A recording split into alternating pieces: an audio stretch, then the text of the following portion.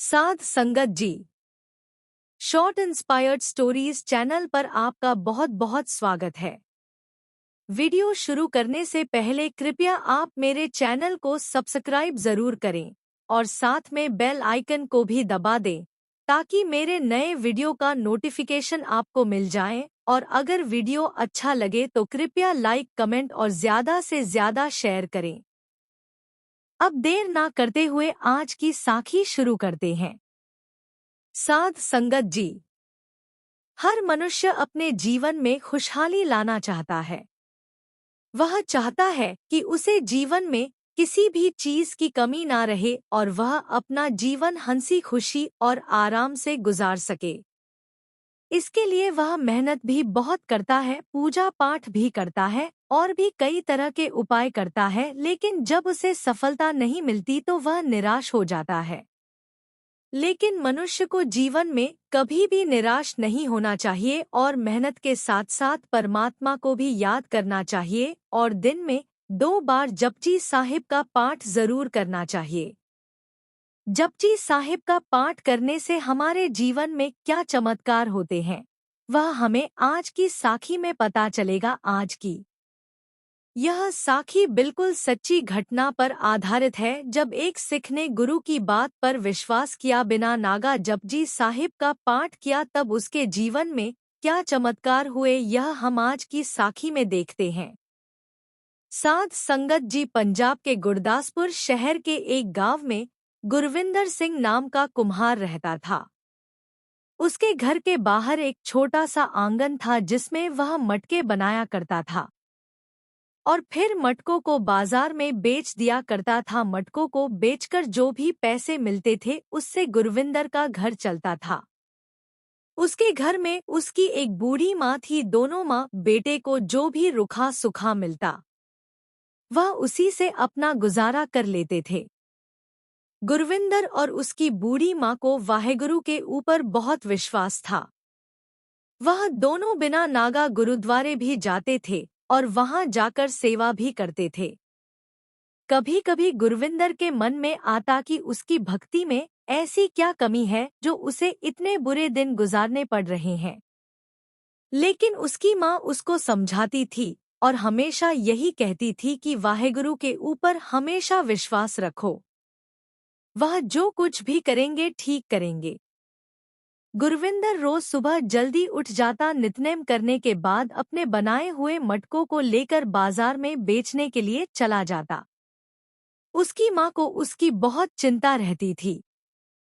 वह हमेशा उसको जाने से पहले यही बोलती थी कि बेटा, अंधेरा होने से पहले घर वापस लौट आना। एक दिन गुरविंदर मिट्टी के मटकों को सर के ऊपर रखकर बाजार जा रहा था। गुरविंदर रास्ते में जाते हुए सोच रहा था कि मेरी माँ बूढ़ी हो गई है और मैं उन्हें 2 वक्त की रोटी के अलावा और कुछ नहीं दे पाता। मुझे अपनी माँ के लिए कुछ ना कुछ तो करना ही होगा। यह सोचता हुआ गुरविंदर थोड़ी देर में बाजार पहुंच गया। बाजार में पहुंचकर गुरविंदर ने मटके बेचने के लिए लोगों को आवाज लगाई। तभी उसके पास एक आदमी मटका खरीदने आया, लेकिन गुरविंदर के बताए हुए दाम पर वह मटका खरीदने के लिए तैयार नहीं हुआ। तब गुरविंदर ने सोचा, दोपहर का समय हो गया है और अभी तक एक भी मटका नहीं बिका, इसलिए इसको सस्ते में दे ही देता हूँ। यह सोचकर गुरविंदर ने उसे सस्ते में मटका दे दिया। इसी तरह शाम तक सारे मटके बिक गए। उसके बाद गुरविंदर घर की तरफ चल दिया, लेकिन सारे मटके बिकने के बाद भी गुरविंदर बहुत उदास था, क्योंकि मटके बेचने के बाद जो दाम उसे मिले थे वह बहुत कम थे। उसे अपने मटके आधे दामों में ही बेचने पड़े थे। गुरविंदर यह सोचते हुए अभी जा ही रहा था कि तभी उसे दूर आंगन में खड़ी एक लड़की नजर आई। गुरविंदर को वह लड़की बहुत अच्छी लगी। वह लड़की को देखकर सोचने लगा, यह लड़की कितनी सुंदर और प्यारी है। अगर इससे मेरी शादी हो जाए और यह मेरे घर में आ जाए तो माँ को भी बहुत आराम रहेगा। माँ भी सारा दिन घर में अकेली रहती है, उनका भी दिल लगा रहेगा। यह सोचकर गुरविंदर उस लड़की के पास गया और उससे बोला, तुम्हारा नाम क्या है? लड़की ने कहा, आपको क्या करना है? मेरे नाम से गुरविंदर ने कहा, मैं तुम्हारे पिताजी से मिलना चाहता हूँ। लड़की ने कहा, मेरे पिता अंदर बैठे हैं, आप अंदर जाकर मिल लो। गुरविंदर ने अंदर जाकर लड़की के पिता को अपने बारे में बताया और उनको कहा, मैं आपकी लड़की से शादी करना चाहता हूँ। लड़की के पिता ने पूछा, तुम काम क्या करते हो? गुरविंदर ने कहा, मैं मिट्टी के मटके बनाकर बाजार में बेचता हूँ। तब उसने पूछा, तुम कितना कमा लेते हो? गुरविंदर ने कहा, सरदार साहब ज्यादा तो नहीं कमाता, लेकिन अब अपना घर चला लूं इतना तो कमा ही लेता हूँ। लड़की के पिता ने कहा, तुम्हारी कमाई तो बहुत कम होगी, लेकिन फिर भी मैं तुम्हें एक मौका देता हूँ। जिस दिन तुम 1,000 रुपए कमाकर मुझे दे दोगे, मैं उस दिन अपनी बेटी का विवाह तुम्हारे साथ कर दूंगा। और अगर तुम मेरी यह शर्त पूरी नहीं कर सके तो दोबारा मेरे पास मत आना। लड़की के पिता की बात सुनकर गुरविंदर मायूस होकर वहां से चला गया, क्योंकि 1,000 जैसी बड़ी रकम उसने आज तक नहीं देखी थी। फिर वह लड़की के पिता को इतनी बड़ी रकम कैसे देता बा? लविंदर ने सोचा, मैं तो बड़ी मुश्किल से महीने में 500 तक कमाता हूँ। यह सोचता हुआ निराश मन से गुरविंदर घर पहुंच गया। घर पहुंचकर उसने अपनी माँ को सारी बात बताई। तब उसकी माँ ने कहा, बेटा तुम चिंता मत करो, वाहेगुरु के ऊपर विश्वास रखो, अगर वह चाहेंगे तो वह लड़की तुम्हें जरूर मिलेगी। तुम बस मन लगाकर मेहनत से काम करो और सब कुछ वाहेगुरु के ऊपर छोड़ दो। गुरविंदर यह सुनकर चुप हो गया। ऐसे ही अगले दिन गुरविंदर ने मटके बनाकर सूखने के लिए आंगन में रख दिए और घर के अंदर चला गया। जब वह अंदर गया तो उसकी माँ ने कहा, बेटा मैं पास वाले गांव में तुम्हारी मौसी से मिलने जा रही हूँ।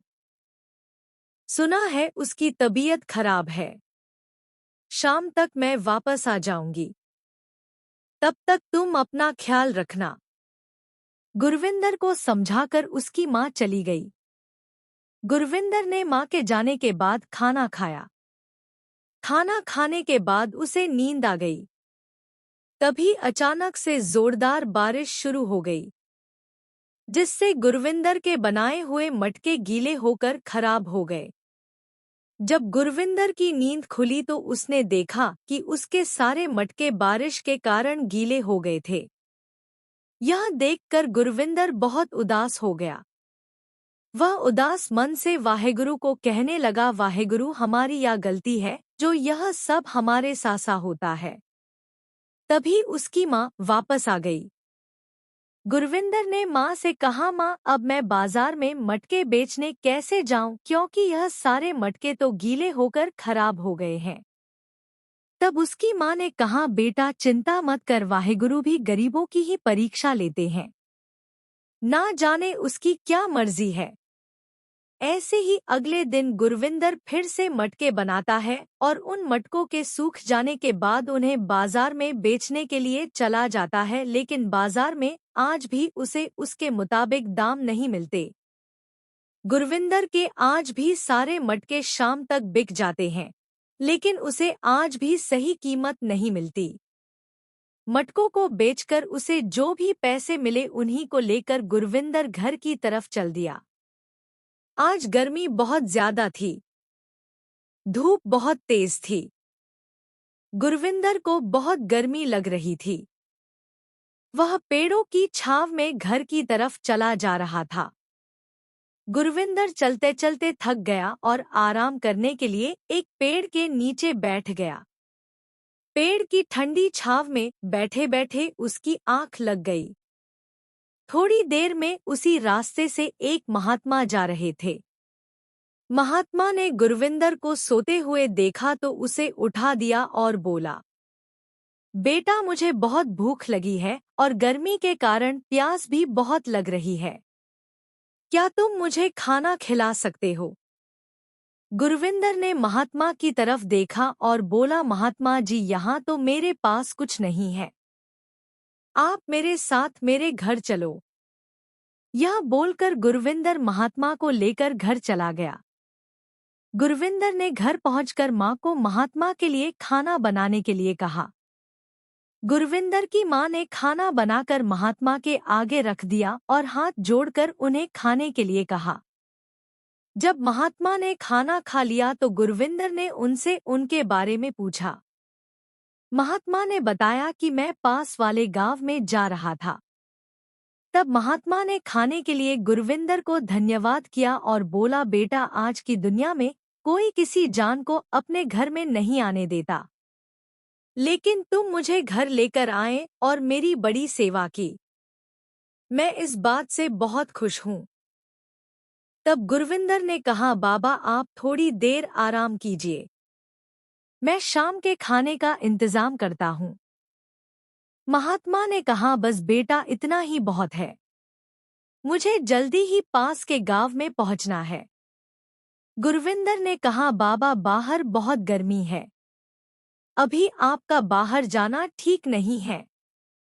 तब महात्मा ने कहा, बेटा, जो आज तुमने मेरे ऊपर उपकार किया है, मैं उसके लिए तुम्हारी गरीबी दूर करने का उपाय बताता हूँ।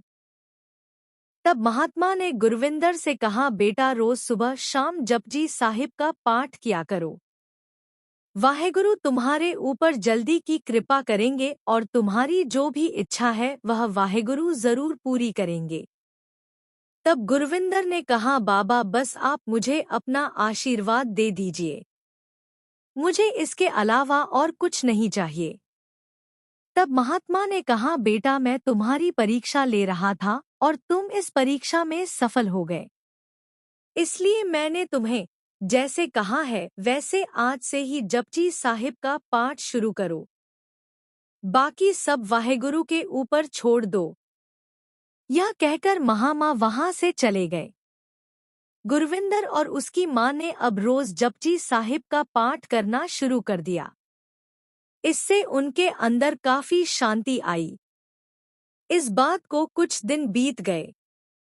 एक दिन गुरविंदर आंगन में बैठकर मटके बना रहा था। तभी उसकी माँ की नजर गुरविंदर के बनाए हुए मटकों पर गई। वह मटकों को देखकर चौंक गई क्योंकि आज मटके बहुत चमक रहे थे। उसने गुरविंदर से कहा, बेटा, आज मटके देखो, कितने चमक रहे हैं, ऐसे लग रहा है जैसे मटकों पर हीरे लगे हुए हैं। तब गुरविंदर की नजर मटकों की तरफ गई। वह बोला, हाँ माँ, तुम ठीक कह रही हो, और आज मटकों की बनावट भी कितनी अच्छी लग रही है। जरूर यह महात्मा जी के आशीर्वाद के कारण हो रहा है। तब गुरविंदर ने कहा, अच्छा माँ, अब मैं इन मटकों को बेचने के लिए बाजार जा रहा हूँ। जब गुरविंदर मटकों को लेकर बाजार में गया तो मटकों की चमक देखकर गुरविंदर की दुकान पर भीड़ लग गई और उसके सारे मटके कुछ ही देर में बिक गए। आज किसी ने भी गुरविंदर से मोल भाव नहीं किया। सबने गुरविंदर की बताई हुई कीमत पर ही मटके खरीदे। यह देखकर गुरविंदर बहुत खुश हुआ। आज उसकी काफी अच्छी कमाई हो गई थी। सारे मटके बिक जाने के बाद वह घर चला गया। घर पहुंचकर गुरविंदर ने खुशी खुशी माँ को सारी बात बताई। तब उसकी माँ ने कहा, बेटा, आज तुम्हारे मटके ही नहीं बिके, बल्कि आज जब मैं आंगन साफ कर रही थी और मटके बनाने के लिए मिट्टी खोद रही थी, तब मुझे मिट्टी खोदने के बाद उसके अंदर से सोने के सिक्कों से भरा हुआ एक मटका मिला। गुरविंदर सोने के सिक्कों को देखकर हैरान हो गया। वह समझ गया था कि यह सब जपजी साहिब पाठ करने का चमत्कार है। यह सब वाहेगुरु की कृपा है। उसने अपनी माँ से कहा, माँ, हमारे घर जो महात्मा आए थे वह वाहेगुरु का ही कोई रूप थे जिनकी कृपा से हमारी जिंदगी संवर गई। उसकी माँ ने यह सुनकर कहा, बेटा, लगता है अब हमारे अच्छे दिन आ गए हैं। अब तुम जल्दी से सरदार साहब के घर जाओ और उनसे उनकी बेटी का हाथ मांगो। अब वह तुम्हें मना नहीं करेंगे। गुरविंदर अपने साथ कुछ सोने के सिक्के लेकर उनके घर गया और उनके पास जाकर सोने के सिक्के उनके आगे रख दिए। सरदार साहब यह देखकर बहुत खुश हुए। जब गुरविंदर ने सरदार साहब को सोने के सिक्के रखने के लिए दिए तो वह सोने के सिक्के लेने से मना कर देते हैं और कहते हैं, बेटा मैं तो यही चाहता था कि मेरी बेटी को अच्छा घर और अच्छा वर मिले। अब मुझे लगता है कि तुमसे अच्छा वर मेरी बेटी के लिए कोई और मिल ही नहीं सकता। इस तरह गुरविंदर की शादी सरदार साहब की बेटी के साथ हो गई और वह खुशी खुशी अपना जीवन गुजारने लगे। अब शादी के बाद गुरविंदर और उसकी पत्नी बिना नागा जपजी साहिब का पाठ जरूर करते और वाहेगुरु का नाम जपते। इस तरह गुरविंदर की जिंदगी खुशहाल हो गई। उसके बाद गुरविंदर ने महात्मा जी को ढूंढने की बहुत कोशिश की। आसपास के गांवों में भी पता किया लेकिन वह नहीं मिले। गुरविंदर समझ गया कि वाहेगुरु खुद ही महात्मा का रूप लेकर आए थे और उसके ऊपर कृपा करके वापस चले गए। साथ संगत जी, हमारे जीवन में भी गुरु हमारे ऊपर कृपा करने जरूर आते हैं, लेकिन हम उन्हें पहचान नहीं पाते। इसलिए हमें गुरु की बातों पर अमल जरूर करना चाहिए और जो कुछ भी कहते हैं हमें उसी के अनुसार ही चलना चाहिए। गुरु हमारी जिंदगी संवारने के लिए ही आते हैं। साध संगत जी, आज की यह साखी अच्छी लगी हो तो कृपया लाइक, कमेंट और शेयर जरूर करें। आपके प्यार और स्नेह के लिए बहुत बहुत धन्यवाद।